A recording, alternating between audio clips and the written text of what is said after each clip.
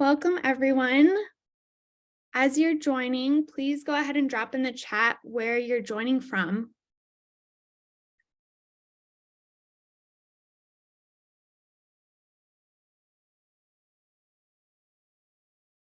And if you haven't already, go ahead and change your drop down in the chat to everyone. It might be set to hosts and panelists automatically.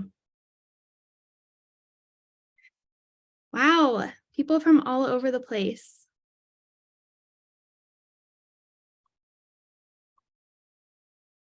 Welcome, welcome. South Africa, Canada. Wow, London, UK, love it. Amazing.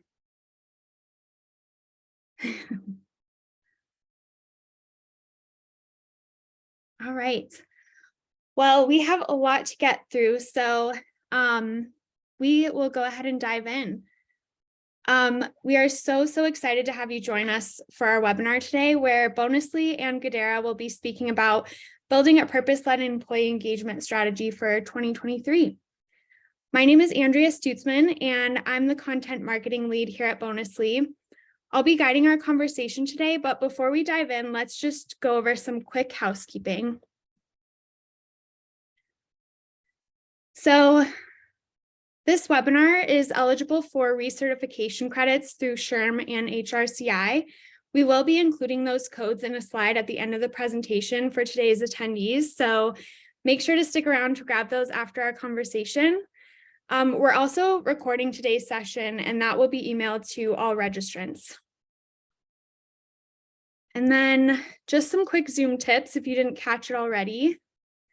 Your chat settings in your chat module might be defaulted to hosts and panelists, so just be sure to change that option to everyone so that all attendees can see what you have to say. So we really want this to be an engaging conversation with our presenters and the audience. So as we navigate the conversation, please feel free to add your thoughts via chat. And then also, there is a Q&A module at the bottom. So make sure to submit your questions in the Q&A module, and we'll do our best to address as many of those as we can at the end of today's webinar. Without further ado, I have the pleasure of introducing our lovely guest speakers today. We have Vicki Yang from Bonusly and Tim Anson from Goodera. So Vicki and Tim, please introduce yourselves and tell us a little bit about your companies. Vicki, we'll start with you. Great. Hi, everyone. Nice to see you all virtually. So I've been in HR for 20 years from different industries, from nonprofit to various size tech companies. Been at Bonusly for the last 2 years now. And I really love this space, seeing how we can drive engagement in different ways and really focus on creating better spaces for work and to work, right? So Bonusly is a recognition platform that uses peer-to-peer recognition and rewards to amplify culture. We through building trust and psychological safety and just creating connection through recognition. So really big on engagement and creating those connections between people.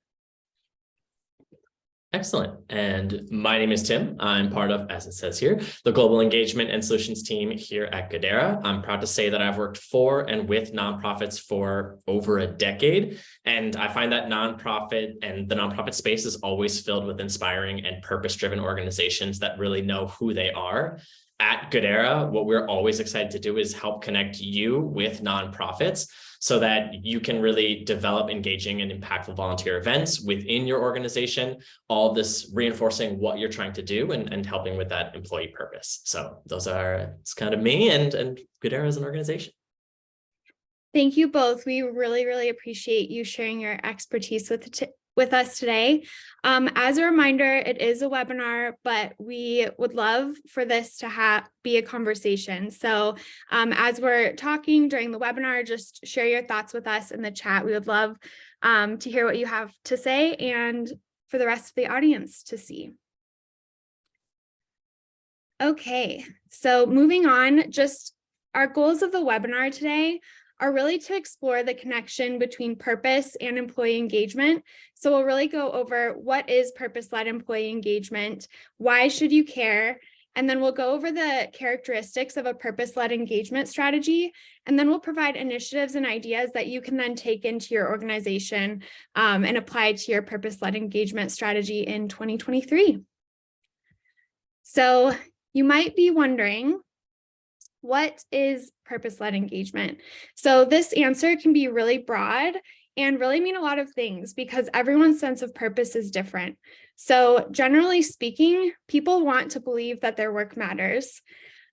We would love to hear in the chat what you think purpose-led engagement means. And while you share your answers, let's hear from Tim and Vicky on what purpose-led engagement means to them. So we'll start with you, Vicky. Please briefly explain what purpose-led engagement means to you. Yeah, it's a great question. And I think everyone knows, like, there's a lot of studies, right, that meaning and purpose, finding it in what you do leads to higher engagement and even well-being. But I think that the challenges, and so why this question is really hard, is it looks different for everyone. Work's not the same anymore, I think, since our parents and our grandparents' time, right? It's like we're not coin operated machines. You do work, you get paycheck, which still happens, but we want to know that our work matters. And I think for a lot of people, it's about kind of what excites them about the company culture. Are there values that I can align with, right? Something I can get behind. And it's both not just company culture, but the product too. I want to know if the product, or, this particular to SaaS sales or tech sales, is this something that I believe in and that we're selling? So I think there's a lot of questions around that for each person to really figure out what it is that they want from a culture and from a company.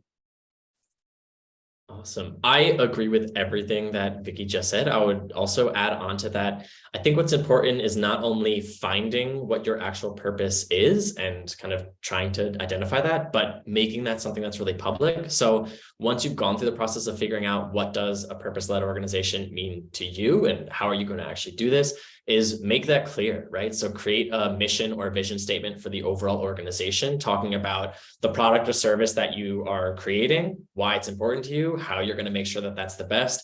But also in that same mission or vision statement, talk about your organization as almost a living, breathing thing. What is the culture that you want to have within that organization? How do you want to make sure that it exists? And in some cases where you'll struggle to explain all of that in one large umbrella mission or vision statement, create ways for people to find purpose internally as well. So with employee-led programs such as resource groups or affinity networks, whatever that might be, is another great way to find, boil down sections of mission, vision, having people find what their actual purpose is, and then connecting it to the organization overall. Yes, absolutely. Thank you both. So now that we've established what purpose-led engagement is, or what it might mean to employees, let's talk about why organizations should care. So this is what employee engagement looks like right now.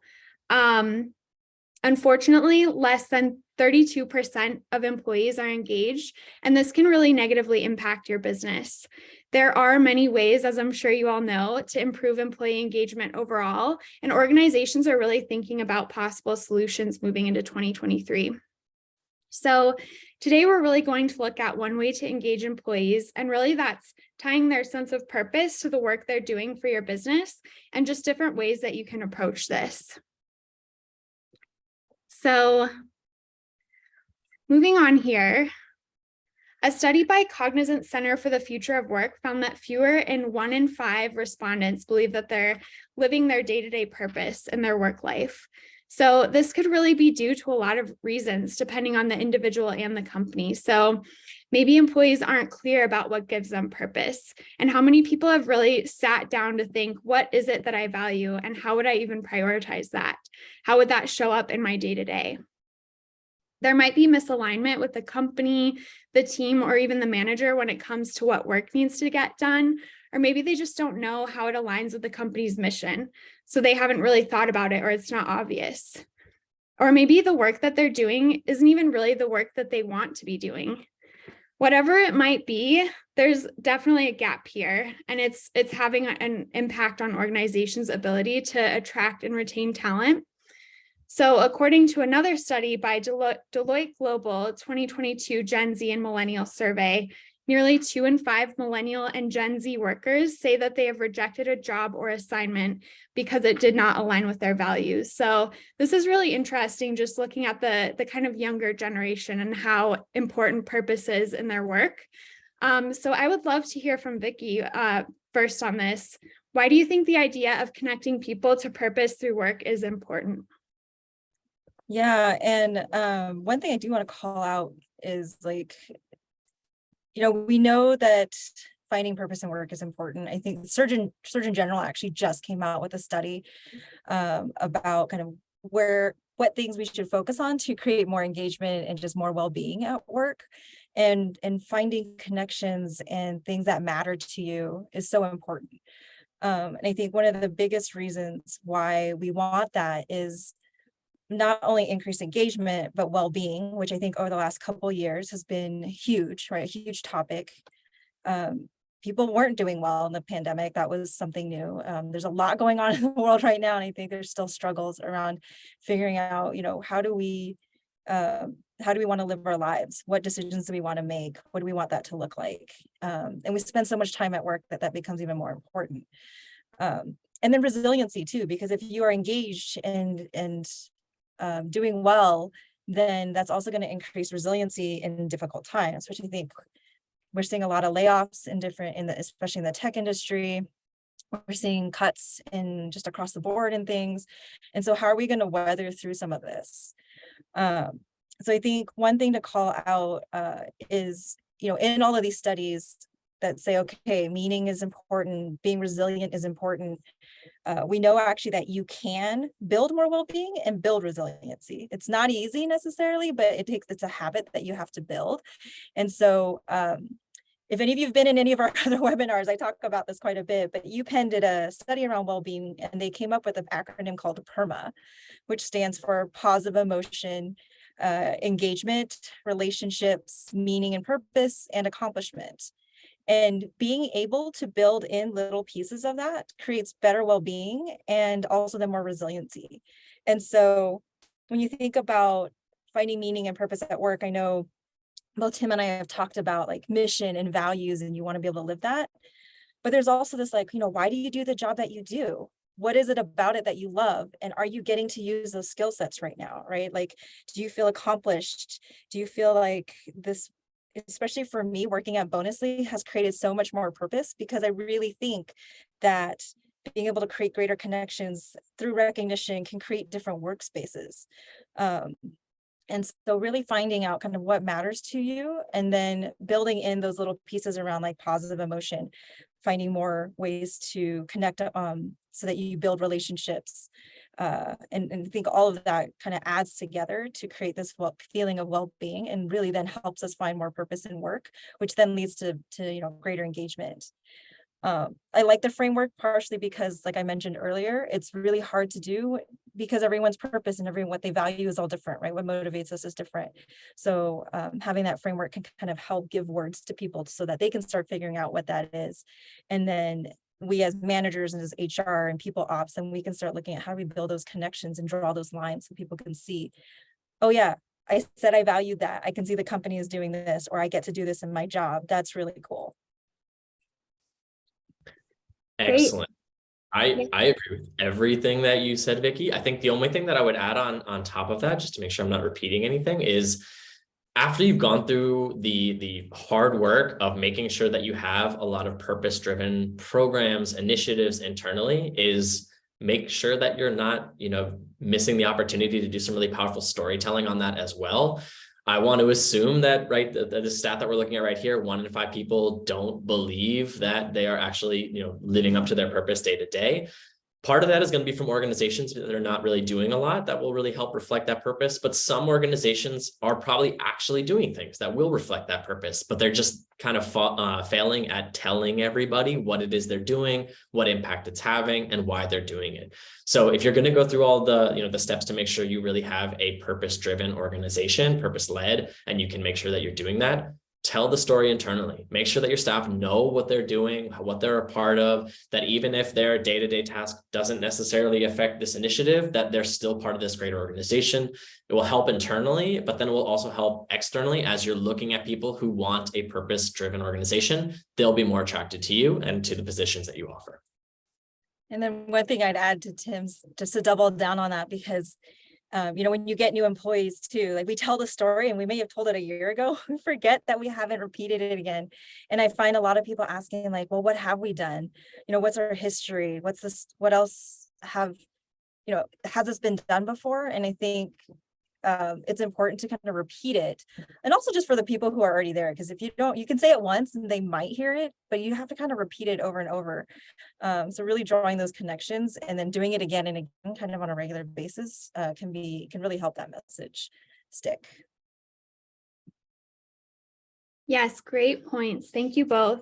I did want to share this quote from a McKinsey study, because I think it really kind of sums up all of the points that you mentioned. So research shows that those who feel a sense of purpose at work report higher rates of satisfaction and excitement about their job, and have a stronger connection and more engagement with their organization compared to workers who feel less fulfilled at work.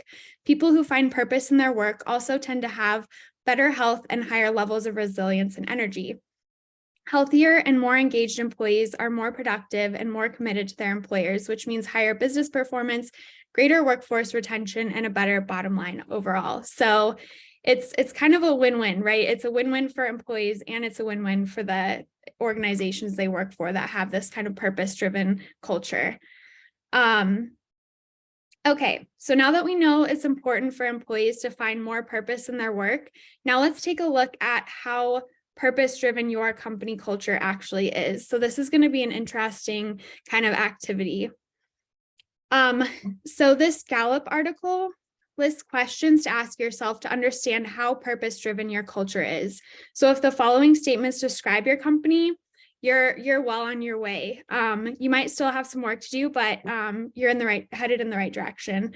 If not, now is really the time to reflect on where you might need to improve. So some of these statements include, and just think about these, reflect on if these kind of apply to your organization here.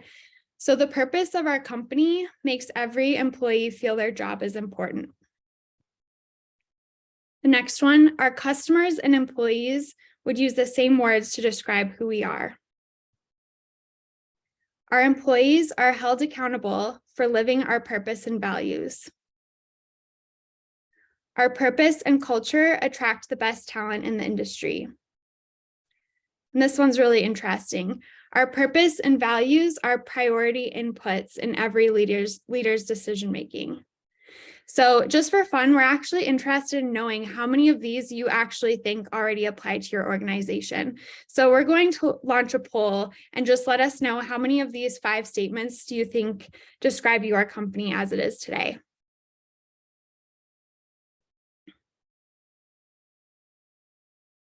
And we'll just That's definitely a tough one. As I'm looking at this, I feel like Bonusly does most of these things. But that last one, I think, which is also super important, can be one of the toughest ones, because I would say, yeah, sometimes I do. And some days it doesn't feel like I quite get there. Yeah, it's really interesting. And like thinking about the processes that you have every day, like where do the values in your organization come into play when you're actually making decisions? So cool. Well, thank you all for responding. I'm going to share the poll results really quick. Pretty interesting. It looks like at the moment from our attendees, about most of the attendees are really falling in that 1 to 2 and 3 to 4 range. So we're really excited to hopefully help you improve those numbers. So now we'll be looking at what it takes to actually build a purpose-led engagement strategy.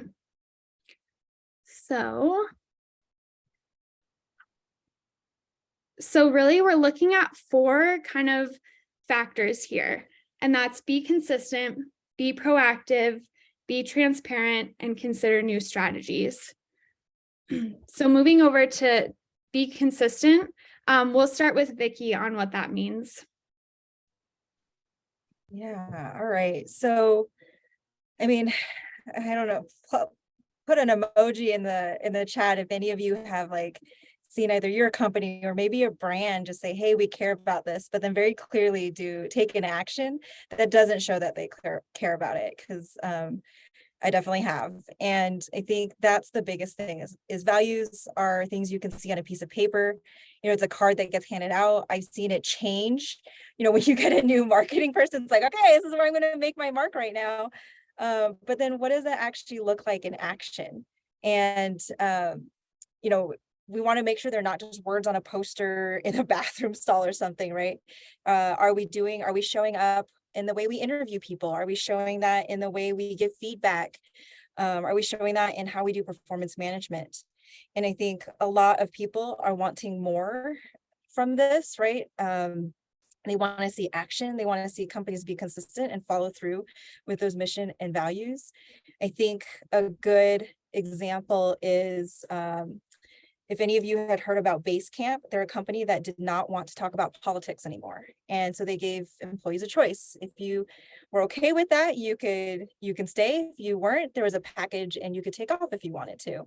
I think Twitter is probably a good example of that right now too.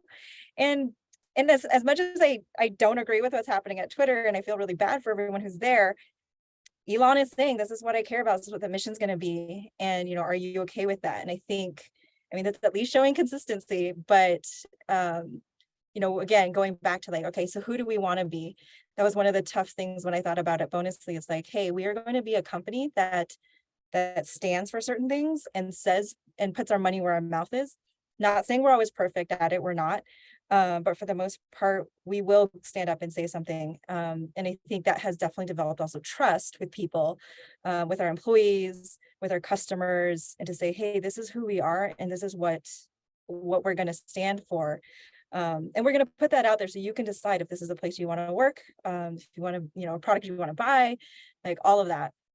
And that's really, I think, when we say like be consistent, it's just, again, words are great, actions are better.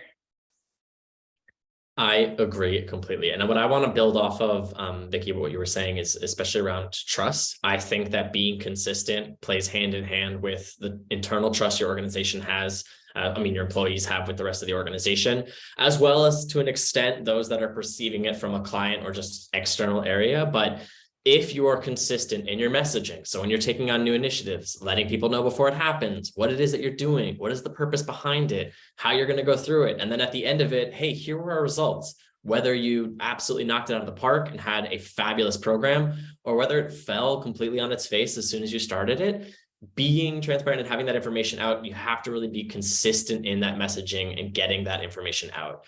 Same with the actual events that you're having and how you're engaging with employees. So whether that's, through volunteer programs, all hands meetings where you're just talking about updates, anything that could be conceived as purpose focused, making sure that you're consistent in when you're having those, that you're not only doing those because, something's happened and it's in the news and you want to be perceived to be doing it, but that it's something you're doing in the busy times and the slower times. So consistency can affect all sorts of different things. Making sure that you're able to stay with that consistency will really do a lot of benefit of just communication, purpose is known, we can all move in the same direction, but also trust. The more you're consistent you are in communicating and in your actual actions, the more people know what they think you're going to do in the future, and therefore trust you as an organization or trust your leadership to make the right decisions. Yeah, one thing I'd add to that is also you're going to mess up probably, especially when it comes to this kind of stuff. And that's okay. And part of that is, well, one, not messing up more than you're actually succeeding, I think, in showing consistency, but apologizing, right? Like we're all going to make mistakes. What are we learning from it? How are we going to change what we do in the future around this? I think, a sincere apology and a plan of action to change things goes a long way. Absolutely.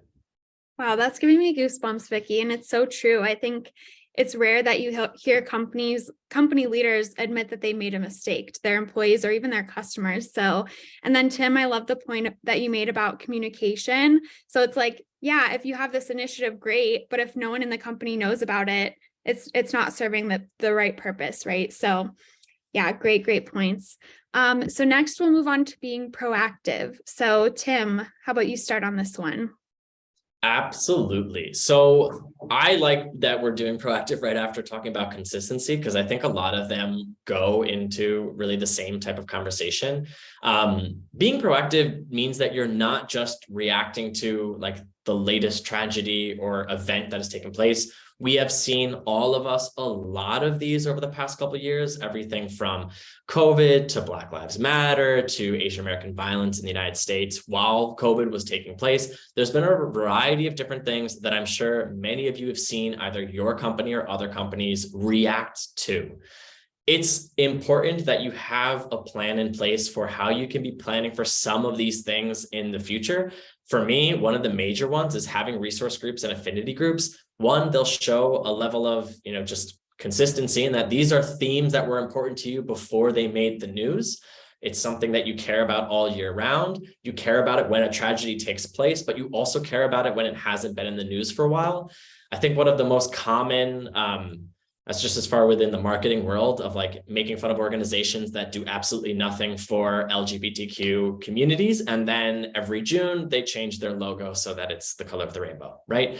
That is a perfect example, is making sure that you're not just doing it because you want to be seen as doing it when everybody else is doing it, but having a plan, going through it. And this will put you in a much better place when eventually something tragic takes place and your organization wants to react. One, you'll have a group of people that are already familiar with it, understand how it affects them and their community, and will give you a better idea of how you can then still react to a sudden event that takes place. So you can be better at being reactive by just having a plan, being proactive throughout the entire year. And again, it makes it look like you're more consistent and much more authentic. Yeah, and I want to share some examples around how some of that showed up for Bonusly. I think just recently with the shooting at the queer club in Colorado, we internally, what we've set up is we always message, hey, this happened in case people didn't know, please take time. And then what we've done is in our product, we're able to collect donations pretty easily through our system, and then put those donations towards kind of the group that needs the help. And so we did that immediately yesterday. We used to also do things externally facing, but we found with everything going on, it felt like I was sending a message every 2 weeks, just terrible. So we're working on kind of like an overall message to just have on our website, our externally facing website, so people know this is something we care about, and then doing things on our platform to support our customers as they face some of this. I think the war in Ukraine is a good example of just being able to do kind of donations and helping our customers do donations through our platform. And I think to also just double down again on what Tim was saying about like having those communities and those affinity groups and places for people to gather during these times can be super helpful, and setting them up before we get there, right? So that way people already know there's already an established connection, right, and relationship in that space, and then it creates just a place for people to be. Yes, thank you both. Vicki, just to add on to what you were saying, and we'll touch more on this later about donations, but it was amazing to see how many donations came in for the Trevor Project, for Everytown for Gun Safety. And it's like in times of feeling helpless, like the events over the weekend, just having that tiny piece where you feel like you can do a little bit, it really is meaningful and helps create a sense of purpose, I think, for a lot of people. So well, moving on to being transparent, Vicki, we would love to hear from you first on this one. Yeah. So when we think about, purpose and meaning, right? A lot of the times in order to get that, you need clarity around kind of what's going on. What are you doing? Sitting in the leadership level, it's a lot easier for me to understand what's happening because I just get more context due to my role. But we have to remember there's all these people supporting the work and who don't have that same amount of context. So how are we talking about that? And being as transparent as possible creates the space for that. And so Bonusly's values is default to transparency. And that's not just saying, here's all this information, especially around financials or whatever. But it is about like, all right, here's context. One, because it'll probably help you do your job better. And maybe you're going to see something I don't see because of the lens that you look at it through, either as, you know, your individual person or your role or whatever it might be.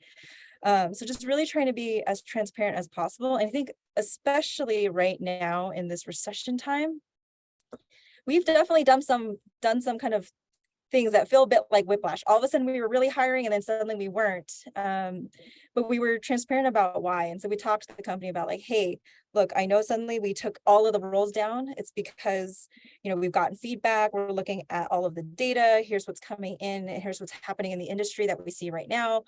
We don't want to do layoffs. That's the one thing we don't want to do. So how are we going to try and control for that? We're going to stop hiring right now, even though we might have been almost all the way through, almost to an offer. And I know that really sucks. We were all expecting to get more help, but not going to do that right now. And here's why. And so just really talking about the why behind a lot of it. The other piece that we're really working on is how do we create more of this transparency in our processes. So even prior to kind of this recession that's happening at the moment, it was in our recruiting, in our hiring, around our compensation practices. We put a lot of this in our handbook because we really believe that it's important, especially from an inclusion standpoint and an equity standpoint, is changing the way we work. You know, we prep whenever we have candidates going through recruiting, we actually share the topics for the interview that they're about to go through. We may not share the actual question, but we're going to say, hey, these are the things you want to prepare, because what we thought about was like, all right, we're not trying to test someone to see how fast they can think on their feet in this 45 minutes that we've got with them. What we actually want to know is, are they going to be a right fit for the job and the role? So here's our process. Here's how we're looking at it. So we share a lot of that information. Bonusly, prior to even some of the new laws coming out in, you know, Colorado, New York, California about compensation and putting pay ranges on job postings, had already started doing that. So at our company, all of our roles by level have pay bands, and for both base pay, if there's a commission, if you're in sales, if there's and the equity bands are open and transparent to everyone in the company. And it's been, you know, it was a journey to get to that point. We're lucky we started a little earlier, so it hasn't been as hard trying to make a shift to that, but it makes conversations a lot easier. Now there's things that we lose from that though. So we do have a lot of that transparency, but what that does mean is this is the top of our band. We don't go above it for anybody. We just don't. That's our line. So that does mean we're probably going to lose somebody, but we've actually gotten, again, I think this goes back to purpose-led and mission-driven, is this is what we believe in. Here's how transparent we are about it. You get to make the decision or not, since we're not going to give you more money. Do you want to come work here for us because of that? And we've had people who took our offer, even though it was less than kind of what they had before. We recently actually had someone do that too. And it was because they're like, you know, I trust what's going on with you. I think you're gonna be honest with me, and I appreciate that. And I actually value that more than this extra bit of cash that I'm gonna get. So just looking at, you know, how do you want to use that transparency? We apply it to our performance management processes, business performance, all of that. We have regular Ask Me Anythings. And it also doing that held leadership accountable for what we do as well, which I think is really important. And having to be that transparent means I need to know what I'm talking about. I need to know what I'm doing. I need to have my why clear behind it, which helps. That means we're not just kind of making decisions without thinking about it. Excellent. I'm going to follow up in a slightly different vein of kind of what transparent means, especially within kind of Goodera. So what I see a lot as kind of the main focuses, especially for being transparent, is it's really common for organizations when they start out new things in general, right? A new initiative, a new program, that gets talked about, right? That information is shared with everybody. It's really exciting. But then a lot of the follow-up just doesn't take place, especially if the initiative doesn't work out. So being transparent in that communication, both in saying, hey, this is what we're trying to achieve, but then also if it works out well, talk about it, celebrate those who really helped you get there, talk about the entire organization actually achieving that. But if it doesn't work out, address some of the issues that might have taken place, but let people know, hey, we were working on this. It didn't reach the actual destination that we wanted, but here's the steps that we're taking to make changes. Or, we're shuttering this program and we're going to do something different to try to achieve the same goal. But we want you to know why we've changed away from program A and why we're now trying with program B. Let us know if you have feedback, etc. Having that clear and open communication, being transparent there is incredibly effective. Another thing that's important in talking about transparency, and this relates a lot to kind of Goodera as an organization, we help organizations essentially take part in engaging volunteer events. And so what's going to be really important is if you're taking on an initiative for more volunteering with Goodera is what's important to you. Is it going to be a total amount of volunteer hours that you're measuring? Is it a percentage of your actual staff that's getting involved in a program? Define the metrics that you're actually trying to track, because that will talk about if you're reaching your actual goal, if you're getting to success. A lot of times programs are kind of started and you might not know exactly what those internal metrics are before you reach your final goal. Make sure that you have an idea of what it is. Make sure you have a plan in place to be able to track that, and then be transparent with that information so everybody knows, hey, we started this new volunteer program. We only saw 2% of our employees volunteering last year, but since we've started in the first 6 months, we've already achieved 11%. That's a huge gain. Let's talk about it. Let's celebrate it, but also let's tell other people so we can see if we can get that, that percentage much higher. A lot of communication and consistent communication. Great. Love it. It's all related. Okay, so last but not least, we're going to move on to considering new strategies. So Tim, if you could just continue on, what new strategies you have for building purpose-led engagement. So I think one of the most important strategies that you can take on and consider is how do you essentially breathe purpose into the life cycle of an employee within your organization? So what is that first contact point, right? It's going to be as early on as the actual interview process or people reading about your job on Indeed or LinkedIn. Talk about obviously what you're looking for in an actual role, but talk about your organization. What is your purpose? You want to use your purpose as a benefit, as something that attracts people. So make sure that you're talking about it in those job applications as you're having people step into interviews. If you have a volunteer program, if you do matching donations, $1 for doers, whatever the plethora of different options that are there, make sure that you're talking about them as well. Talk about your mission, your purpose as an organization, and why you want to achieve that so people can find something there and attach onto it.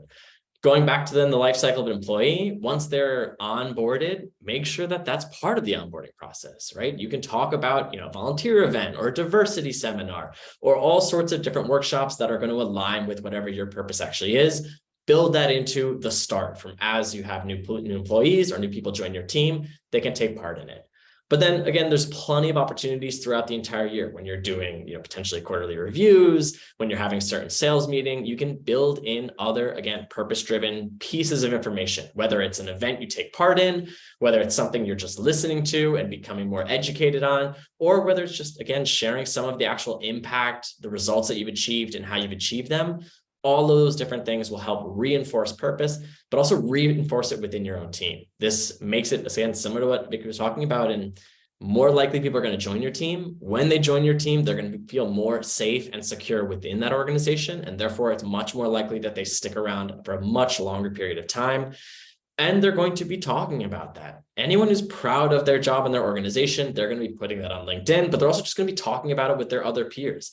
When somebody in a market like we're seeing right now, maybe there's some high quality talent that has left Twitter, is a friend of yours, Bonusly is hiring, you can immediately bring somebody in because they're going to be able to say, hey, you are saying you're vouching for this organization for their purpose. You say it aligns with you. I know you as part of my network. That's somewhere that I really want to be.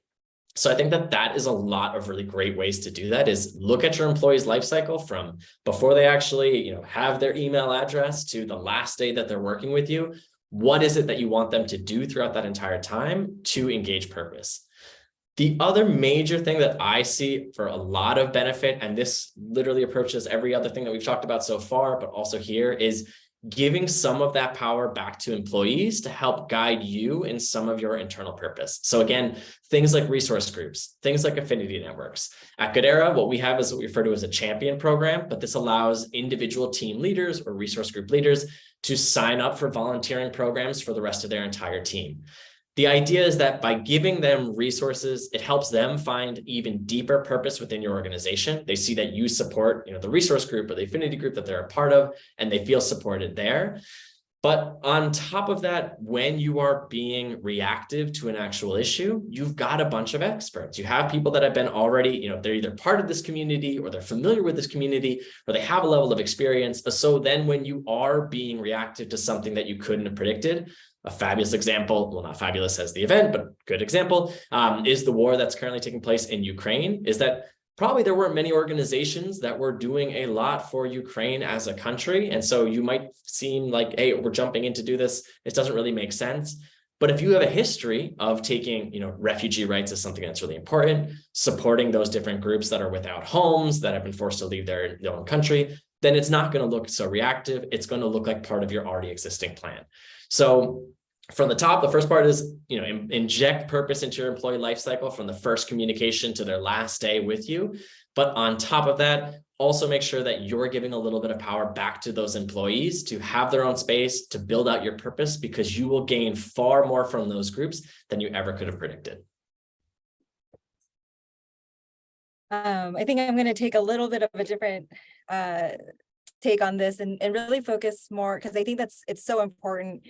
And I love how Tim talks about like the broader kind of like what the company does, right? And how we find purpose through that. And then of course, then there's the individual. So, we spend a lot of time at work. Hopefully we love what we do. We find some kind of purpose in what we do. I know I'm in HR because I love helping people figure out answers to the problems that they have. And that's been my guiding light. And so I think helping people see that piece, right? And then understand, okay, so what is it about this work that you love to do? And then really thinking, even though we know this, I think everyone in HR knows, having clear job expectations is super important. We should have career conversations. We should be talking about performance. We should be giving feedback. But one thing I've noticed that's always been really tough, and even as a people manager, it's still a challenge, is how do we make sure we're drawing a line so that people can understand how all of those pieces fit together?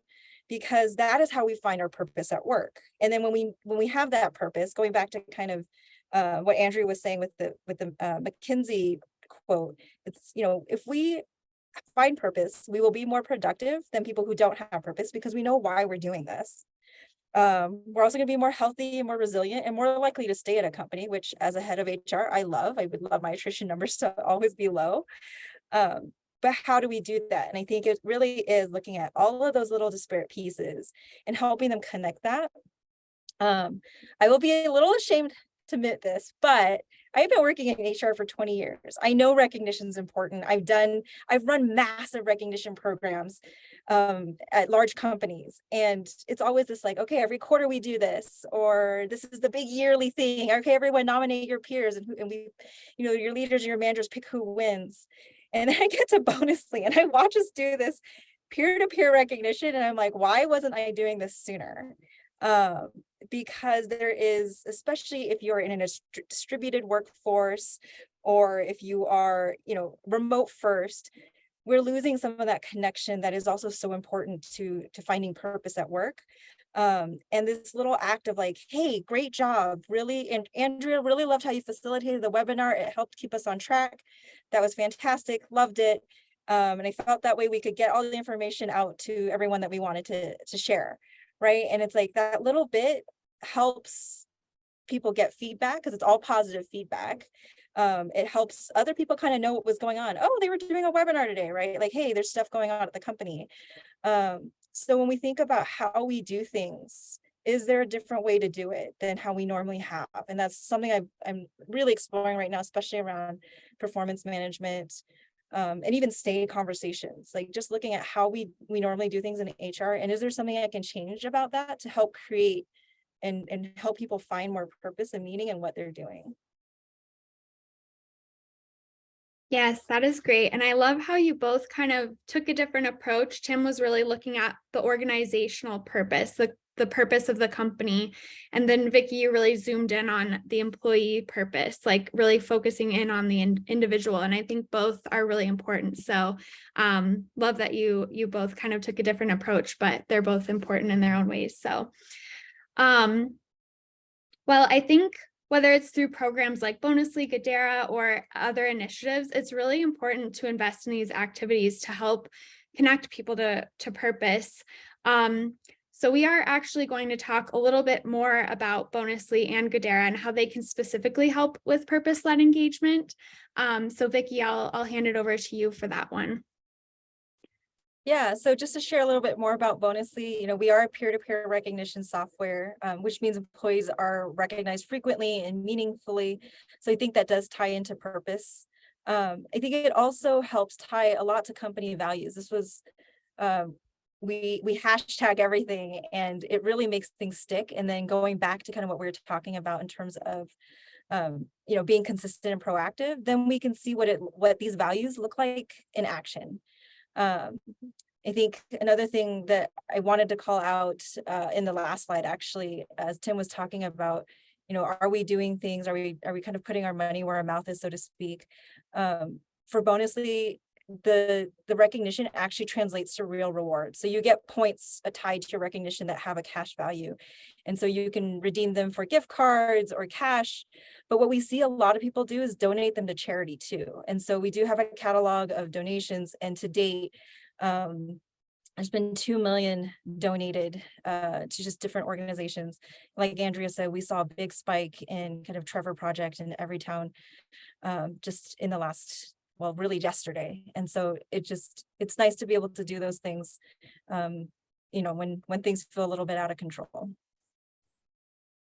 Yeah, thank you, Vicki. And I think just going back to what Tim said about working for a company that has a greater purpose, like as an employee, I'll just do a shameless plug.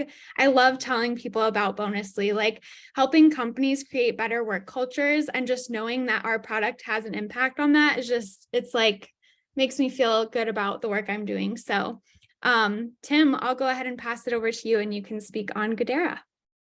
Excellent. So as an organization, what Goodera does is we partner with companies like all of the ones that everyone here essentially represents to build out your corporate social responsibility and engagement program, focusing on engaging and impactful volunteer events, whether they're virtual events, whether they're in-person events. We essentially act as an extension of your team. So working with Goodera, you'll essentially have a dedicated CSM, marketing manager, nonprofit specialist, and someone like myself as well, who will jump in kind of from a consulting basis.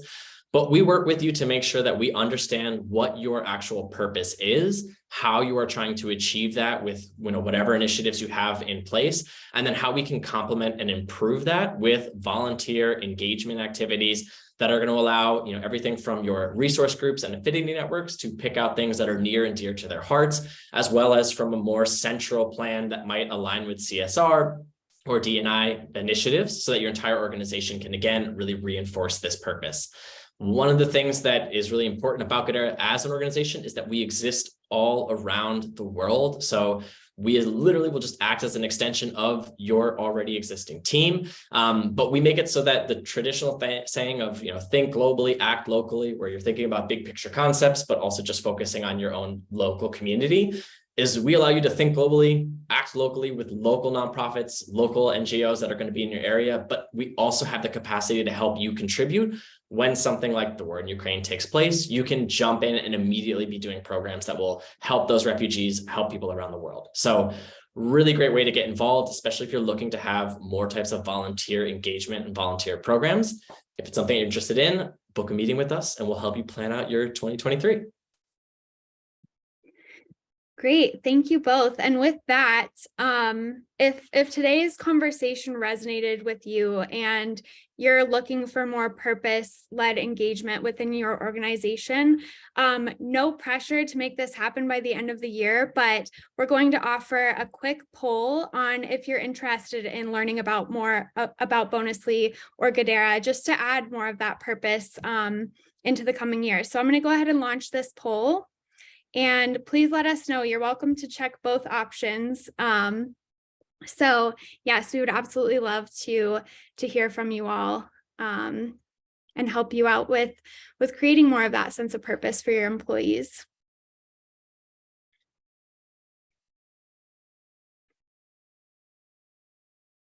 I know that we'll be able to get to all of them, but we'll try our best. So the first question, what are your recommendations for building purpose-led employee engagement if executive leadership isn't on board? Any takers for that one? I think that one's always been hard, especially for, I think, HR teams, when these things feel like nice to haves. And I think it really comes down to kind of when you think, actually, I would also go out to talk to your sales team and ask how they figure out what's going on, right? Because you're essentially trying to sell to your leadership team. So what is it that they care about? How is this going to help move the needle on business goals? So if a business goal is to lower attrition, and you know that people are leaving because they're like, well, we don't show that we care about anything, then maybe that's, you pull that data and pull that and use that as something to kind of show like, hey, here's what we're trying to do. There's for some reason, I think it was Greenhouse who did this study. If you search employee lifetime value, or ELTV, there's a great diagram that comes up about how we want to increase the impact someone has from the moment they onboard, to when they leave, kind of to what Tim was saying before. How are we capitalizing on that and like supporting people through that and making, and is this product or whatever, or this initiative or this process going to help with increasing that? Because if your people are engaged and they're working harder, then business success will come. I've got two different ways that I would approach it. I think the first is, if your executive team doesn't seem to care, period, or just is not even of a, hey, why would we bother engaging with this? Compare and contrast, look at other players within the same industry that you exist in that are roughly around the same size as your organization, and what are they doing? Right? Is your organization being left behind because other organizations are taking this on, and it could be seen as, a tactical advantage for that organization in the future? That's an easy way to get somebody to pay a little bit more attention, in that, hey, I see what I consider my competitors to move in this direction and I'm not. Why am I not? As opposed to why have they moved in that direction? It makes it so that you almost have to explain why you're staying still, as opposed to why you're moving towards the direction of creating purpose. If your organization is at a point where they're saying, yeah, we do understand that this is important, but we don't really know exactly why it's important or what those actual, metrics are, that's a little bit more difficult. And I think I agree a lot with what Vicky was saying there, and try to figure out what part of your organization is trying to be solved. So that executive team, they have goals, they have things that they've been told they're trying to achieve, whether that's, reducing attrition, hiring in employees at a faster time, making sure that you're not losing people, et cetera, et cetera. Find out where those problem points are, and then find how you can make, having a more purpose-led organization improve those issues. I think adding that data point, showing a clear line from here's what you're trying to solve, here's how I'm saying we can do it, and here's the connection, is going to be really important to answering that question. Great. Thank you both. This is an interesting one that came in. Vicky, this I think might be specifically for you, because you mentioned ask me anythings. So what does your regular ask me anythings entail? Sounds great. Yeah, so it's actually super easy. It's just, we have a scheduled time every month, and most of the leadership team is there, and we open it up for questions. So last week we had questions around the recession, like what does investment and funding look like in the future, and also what our favorite Thanksgiving dishes were. And it's just kind of a nice moment to connect. And we often flip those kinds of questions we ask back. But yeah, so for the Ask Me Anythings, it literally is just open space, open time for people to ask questions. And we answer them. And when we don't know, we often say, hey, you know what, that's a great one. I think we're gonna have to look into that, and we'll come back and respond. Thanks, Vicky. And someone mentioned they missed the question. It's just, what are Ask Me Anything? So it's something we do at Bonusly, as Vicky described. So yeah, great question. Let's see, there's so many good ones here. Okay, so this is a good one too. Other than surveys, how can you see and or measure engagement? Ooh. Yeah, that's a good one. Granted, Bonusly is not very big. There's 100 of us, and my team, including myself, is 5 people. So we actually did stay interviews with every single individual. So 30 minutes. We did it. We finished them in about a month. We obviously can't keep doing that, but it was something we felt we needed to do because we got information from our engagement survey, but it wasn't very detailed. There's a whole lot I couldn't do with it. So we wanted to dig in a bit more. So we created very specific questions that we asked. We took a ton of notes.